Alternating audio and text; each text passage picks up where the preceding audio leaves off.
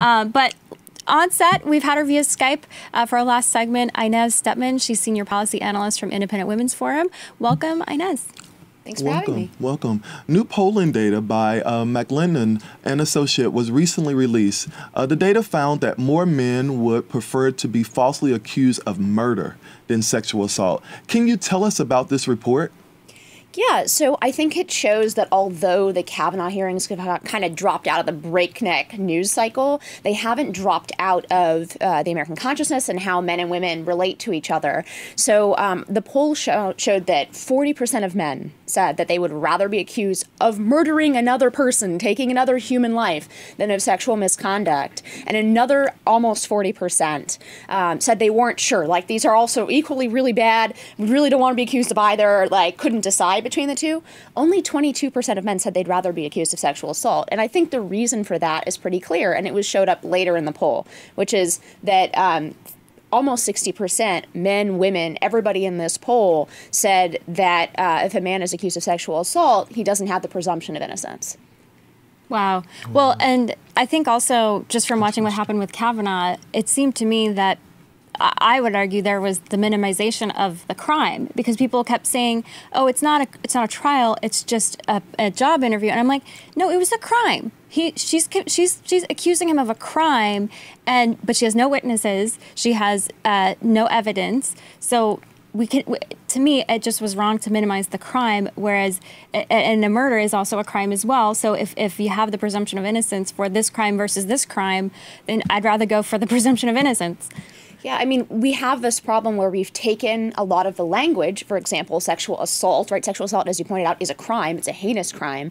And we've taken it out of the criminal context where people have things like the presumption of innocence. There has to be a certain level of evidence. You're innocent until proven guilty. All of these kind of criminal and trial presumptions, and we've moved it into sort of a war of public opinion, and we've made it into a public sort of political battle. And I don't think that that's healthy for victims of sexual assault. I don't think it's healthy for the culture between men and women and how we relate to each other, either personally or professionally. And it turns out that Americans also were watching this Kavanaugh hearing and getting really scared of the new standard that represents. So you mentioned the job, losing a job, like comparing it, oh, it's just losing a job. It's not, you're not going to jail here, so we shouldn't have the presumption of innocence. Only 17% of Americans in this poll said that you should lose a job opportunity based on allegations with no evidentiary support. So Americans are looking at this and saying, yeah, okay, you're not going to jail, but you're going to be tarred as a sexual assault perpetrator for the rest of your life in public opinion, and you're going to lose job opportunities. There is something that may not be going to jail, but that is a major consequence, and we still need some kind of presumption of innocence, even in these cases. Duvalier? So I would say, from just, it's a very, it's a very touchy topic. Definitely. Because we look at, we totally understand the evidence, we understand the witnesses.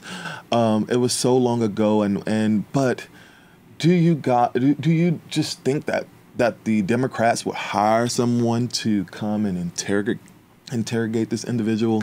I don't believe so. Something happened.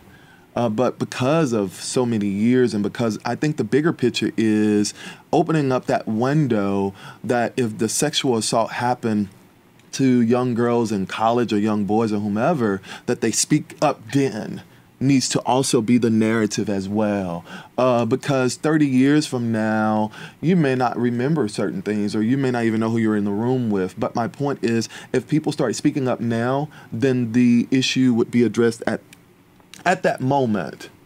Okay, so obviously there's more opportunity to gather evidence if victims come forward quickly. Now, there are reasons why victims don't come forward. We know that it's very difficult to come forward oftentimes for people who are victims of sexual assault. We understand that, but there's still an evidentiary standard. We can't sacrifice the presumption of innocence. We can't sacrifice these really important principles, not just of American law, but American culture, because it is difficult. right? We can acknowledge that it's difficult. And by the way, I don't think that anyone outside of a few, sort of crazy Twitter trolls is saying that Christine Blasey Ford was, sort of paid off by the Democrats or anything like that. I think something happened to her. She seems to have a lot of trauma around that, but she didn't have any evidence.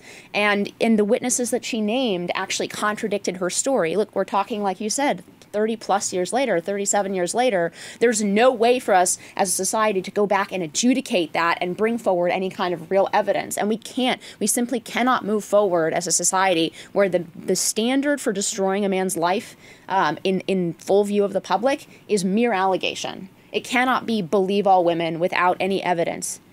Right. Well, and the important thing is, and one of our producers, Sarah Bold, last year reported on when women do report sexual assault, very oftentimes the police don't do anything with the evidence, with rape kits and evidence themselves. And it's got to be both sides. You've got to have, once you submit the evidence, it's got to be taken seriously and processed. So I think we can all agree on that. Absolutely. And then the fact that there are so many rape kits in this country that go untested, some of that is because women decide not to press charges, but other of that is the backlog of these rape test kits. And I think that's something left, right, everybody should be able to come together around. That being said, that's exactly the problem. The fact that we can no longer come together about these things, I think we are fighting sort of sexual violence, which is a very real problem. We fight it better when it's men and women against perpetrators, rather than throwing it into the political arena, pitting women against men and trying to play sort of identity politics with this issue. I think it's better for us all, and especially better for victims, if this is not a political issue, if this is something that we can all unite around. All right. Well, thanks so much, Inez Stepman, for joining us here Thank and you. for bringing this attention to us.